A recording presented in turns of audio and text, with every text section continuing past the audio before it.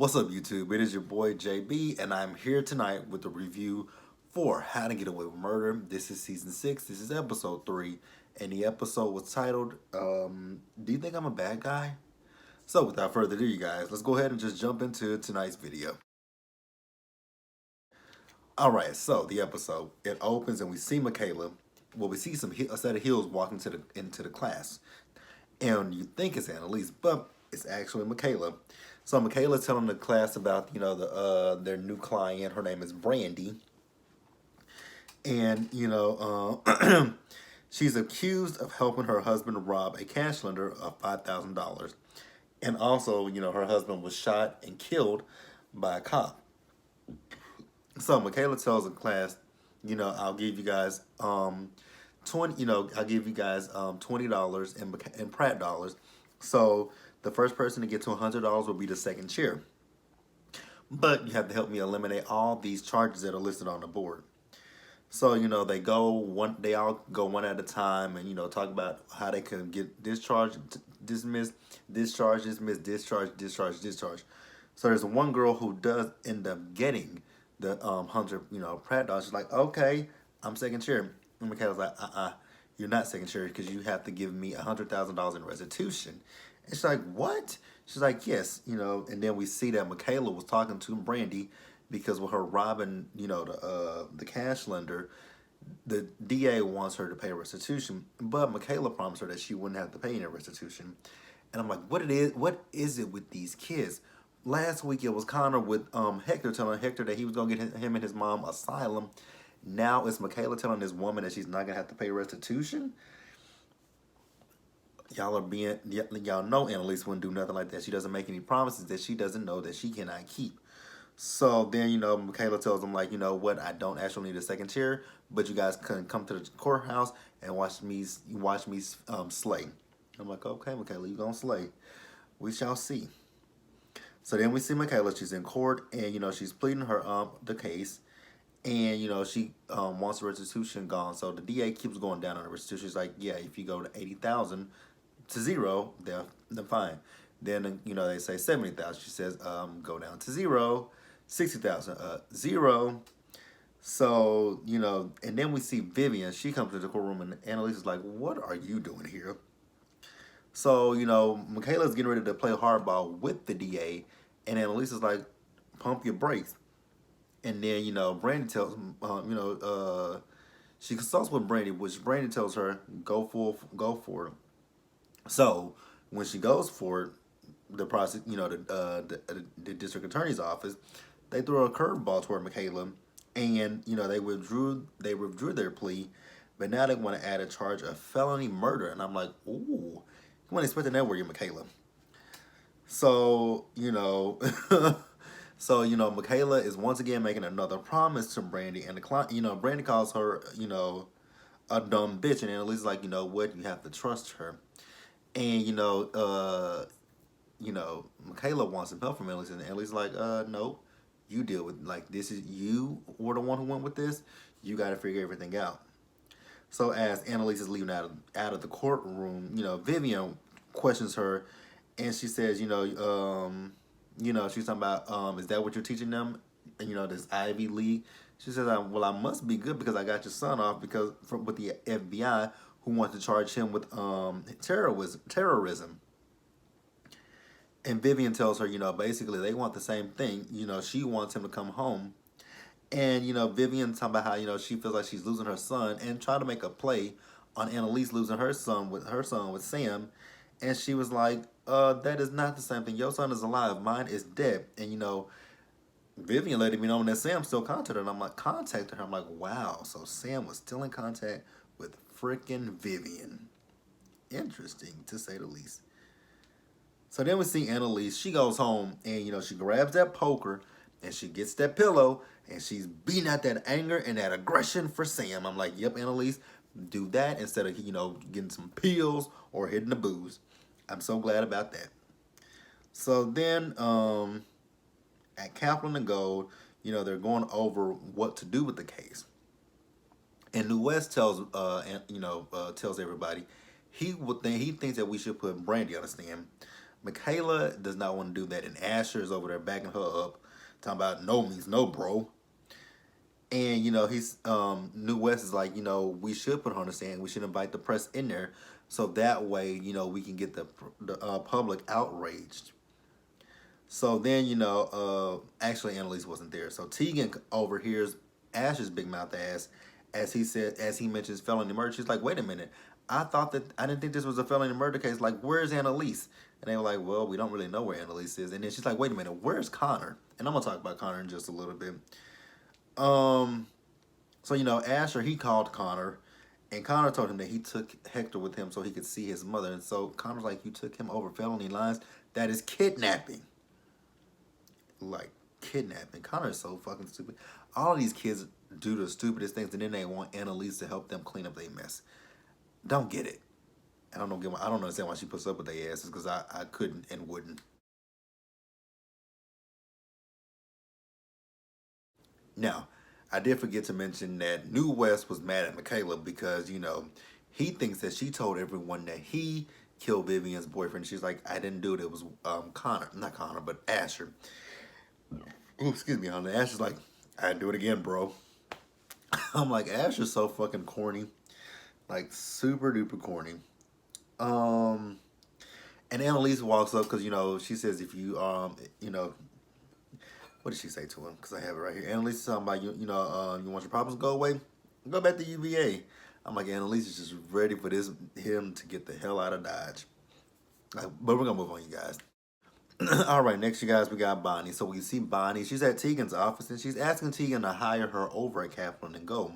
But, Tegan is kind of leery. Like, Nate was just questioning me a few days ago, and she's like, yeah, I don't know if I can trust you. And Bonnie's like, well, nobody knows that I'm here, not even Annalise. And, Tegan tells her, no. So, Bonnie texts Nate and she tells her she knew. So then we see Tegan and she's talking to Connor and about Mir. She's talking to Connor. And he says that, he tells her Marisol is not coming because her boss told her that if she did leave that she would get fired. So then, Tegan tells him, okay, well, you need to go to Maryland and get Marisol to sign those papers. So then he texts Oliver and tells Oliver that he's doing a Hector related errand, and he's gonna be in the car a little bit longer. So then we do see Connor. He is, having Marisol to sign those papers, and like I said, I don't know if I said it, but he took Hector. Yeah, I did say it. He took Hector with him, crossed the lines. So he's having Marisol to sign the papers, and he's telling Marisol that he will mail the papers off, and then he'll get her interview date for the asylum officer. Well, while he's doing that, then I think maybe some ICE agents or something comes up to Marisol and asking, "Are you Marisol?" So then, Connor calls Oliver and tells Oliver he messed up. So basically, what happened was, because he talked to the social worker, he tried to tell the social worker not to say anything to anyone, but the social worker went and told her boss, who then alerted the border authorities, and then they came and got Marisol and Hector and took Marisol and Hector to a detention center there in Maryland. So Connor needs help. And again, these kids just do not listen to anything that Annalise says. They do what they want to do and don't think about their clients. They think about themselves first. So, like I said, he called Oliver, told him he messed up. So then we see Tegan. So Tegan shows up to where Connor is, only to find out that Bonnie is there. And the reason why Bonnie is there because Oliver went over there where Bonnie and Frank were and told them that Connor messed up. He didn't call Annalise and he couldn't call Tegan. She's like, why would he call Tegan? And she's like, because that's her client as well. So Bonnie is, in Maryland. She's pretending to still be a part of the DA's office. So then, they go into the office of, I can't think of the guy. I don't know what the guy is. But they go into this guy's office and, again, she's pretending to be with the DA's office. And he's like, okay, I'll release them, but I need to see your badge. And I need to see your ID. So she pulls out her driver's license. He says, I need to see your DA badge. So she can't pull out that DA badge at this point because Bonnie has been what? She's been fired. So then Tegan, she gets on the phone and she makes a phone call and she tells him, here, it's Madam Undersecretary or something like that. I don't know what she is or who she is. So, and then Connor was like, could you have called her when we first started this with Hector's case? She says no, because she's my wife. And I'm like, whoa, the ball just dropped. Her wife? I did not see that one coming. So then we see Tegan, she tells Bonnie that, all is good. He's not going to contest Marisol or Hector's case. And that, she was supervised with the interview with the asylum office. And Bonnie's like, but I didn't do anything. That was all you. She's like, no, you're good. She says, think of this as a trial basis, until I see that I make the right, no benefits until I can see that I made the right decision. I'm like, I don't know what to feel when it comes to Bonnie or, well, not Bonnie, but I don't know what to feel when it comes to Tegan. Like, I want to feel like Tegan is doing good, but I just don't know. It's a slippery slope with Tegan, and I'm teeter tottering when it comes to Tegan.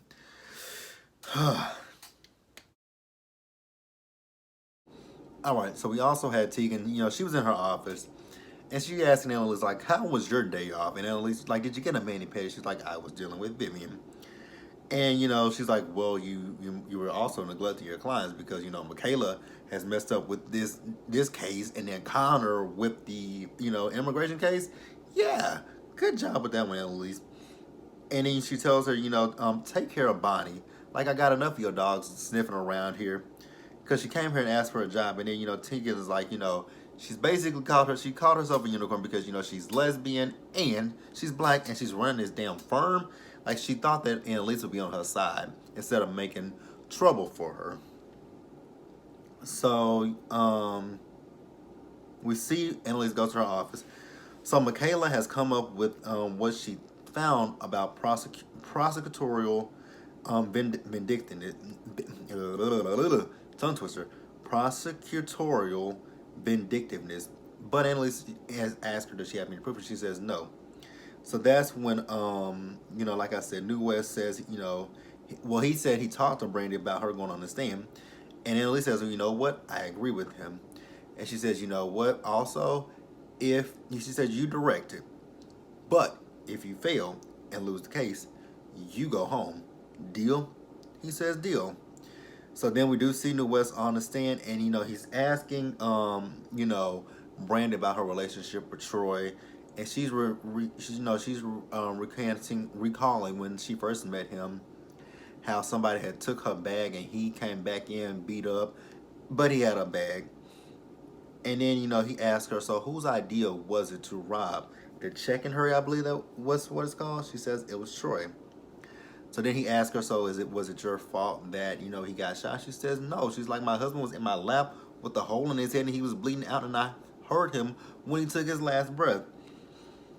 So he says, he says he's good. He rests his case basically. So then he walks out of the courtroom. He's all happy, and Vivian walks in behind him. He's like, see, that's why I need to stay. Like, I need Annalise to teach me stuff like that. She says, that was all you. Like, he says, how you know that? She's like, because I know my son. He's like, how? Because this is the first time that you've been around that you didn't nod off. I'm like, damn, Vivian. So well, I guess Vivian must have been that high that anytime he had something, she was around, she was high and nodding off. So, she tells him, like, you can do that back home. Like, come home with me. So then, he was like, I think recess is over. So he goes back in, and now the DA is questioning Brandy about it being her idea to open his food truck. So what the DA is trying to do is they're trying to play like, say, okay, if this was her idea that, they start the food truck, then it's also her fault that he got shot, which, goes with the felony murder. And, Brandy's like, you know what? I know what you're trying to do. She's like, you know what? Keep going and I'll cut your head off, you stuck up bitch. I'm like, girl, why would you do that? And the judge holds her in contempt of court. I'm like, well, could have saw that one coming. Like, the DA was definitely antagonizing her, but I'm like, girl, you did not have to give in to her. You knew what she was trying to do. Calm down. Don't play her game. All right, so then we see Tegan. So This was before Tegan went to Connor, and she told Anna, because Annalise was talking about how she was gonna clean up both of the messes of Michaela and Connor. She's like, no, you clean up this mess. I'm gonna go help Connor with Ice. I'm like, oh, Tegan is mad, mad. So then we do see Michaela. So Michaela is trying to figure out what to do with the case. And, Annalise then mentions Sam, and she says that would be felony murder. And Michaela's like, no, that would be manslaughter because it was West that killed him. She says, who pushed him over the railing? So in the process of this, Michaela asked Annalise, like, why are you always protecting us? She's like, if you wanted, like, the FBI has so much information, and you could have filed a wrongful death case against us. I mean, I don't have anything, but you could have had all that entire money. Annalise says, stop. Think about what you just said. She said wrongful death. She said the DA's office don't want Brandy to file a wrongful death case against her husband. She says, you got it. So then we see Michaela. She's in court. She's questioning the DA about their investigation into his death. And they're telling her what the process is. Now, the DA never got to their process because of all the stuff with Miller's death. And, that is the reason why they wanted her to plead guilty. So that way she would not be able to, sue the city for a wrongful death case. And, Michaela ends up winning. And then her client, she had two options, but she was like, because it was either go to jail for 2 years and she could still file for her wrongful death case, or she could just take probation and she wouldn't be able to file for the case. She was like, I'll take the probation. I'm like, girl, I would have took the two. I mean, y'all did. Technically, she didn't rob it, but she was a co-conspirator. I guess you would say a co-conspirator. She was an accomplice.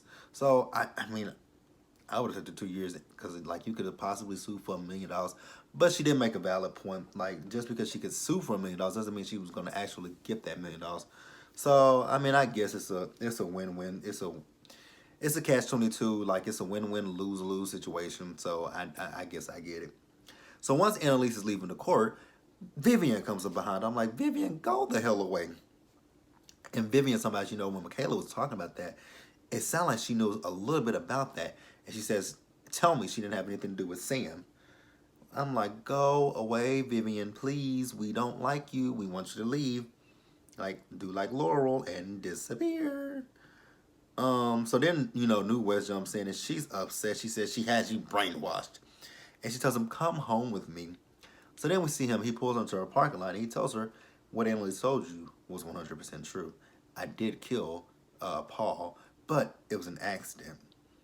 And that whole scene with those two was just so weird. Because it looked like she kissed him on the lip. And I'm like, but you're supposed to be his mother. Just weird. Weird, weird, weird, weird, weird. But we're going to move on. All right, so then we got this little solo scene with Nate that I'm gonna talk about. So we saw Nate; he was trying to get an update in Little Nate's, death. The FBI said that they don't have anything to give him right now, or that they can tell him. And he throws up the fact that hey, Tegan Price, she worked for Jorge Castillo for 10 years, and her boss Emmett, he died. Just recently he died right after the governor accused him of murdering accused him of murder. And basically all Nate wants is for the right people to be arrested in his father's death, which he thinks is Tegan. So then let's jump over and talk about Frank's old extra super dumbass. So we see Frank. He goes over to Oliver's. He tells Oliver all the information that he found out about Laurel, and that he also saw that Laurel hopped in the cab. So he needs for Oliver to find him the information on the cab driver and possibly where he lives. So we see Oliver. He has found all the information, and he asks. He has the address. He asks Frank. So before I give you this information, why don't you want me to tell my husband about this? And Frank is like, he doesn't want to hear everybody tell him that they told him so about Laurel. I mean, you've already heard it from Jorge Castillo, so how much worse can it get? I mean, really. So then we see Frank. He's posted up outside of the cab driver's house, And the cab driver tells, he asks him questions about Laura, and the cab driver tells him, well, I'm not in. If I was in that business, I'm not anymore, so I can't really tell you anything.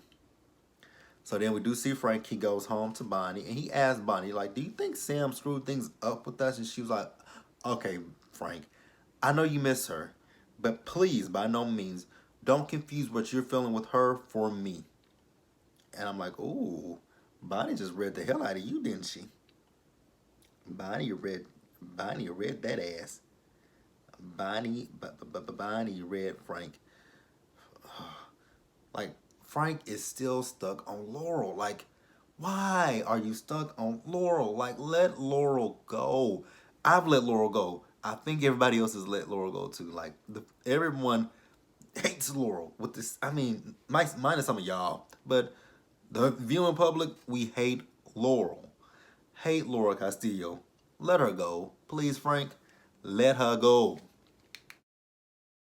All right, you guys, and then to close out the episode, so Tegan is talking about her wife. Her name is Cora, and she tells Annalise that they haven't filed for divorce, and she says, "Well, I haven't filed the papers for divorce." Then we do see Frank. He meets up with the cab driver, and the cab driver tells him that he was threatened to not give information about where he took Laurel, but he said he took her to a safe house. And Frank says, "Can I get the address?" So the cab driver gives him the address, and we see Frank. He goes to the address, and then he sees Xavier Castillo. I'm like, "You big dumb fool." So then we see Annalise. She goes to Bonnie, and she's like, "You got fired." And Bonnie's like, "Yeah, but I mean, I didn't want to tell you." She's like, "I'm not gonna go on the bender." She's like, "Well, you might once I tell you what I got fired for." So then she tells her how she got fired for doctoring the information, doctoring those files about Vivian. And she's like, "Well, hell, I might want to drink the bottle now." I'm like, "Annalise, please do not do that." So then we see Vivian. She's talking to the FBI, and we also see New West go to his apartment. And there's a note on the door, and it says that he's a good guy, but Annalise is not. And then she left some recordings on his, in those recordings that box that she had, and there are recordings in it.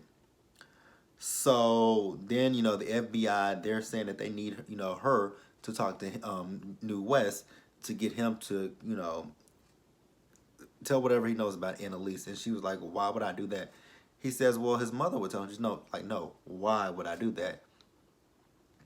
And she tells the FBI, "What, I'm done with y'all." And they were like, "Well, if you do that, then we can't, your drug trafficking records, they're not going to be sealed anymore." She's like, "That's fine."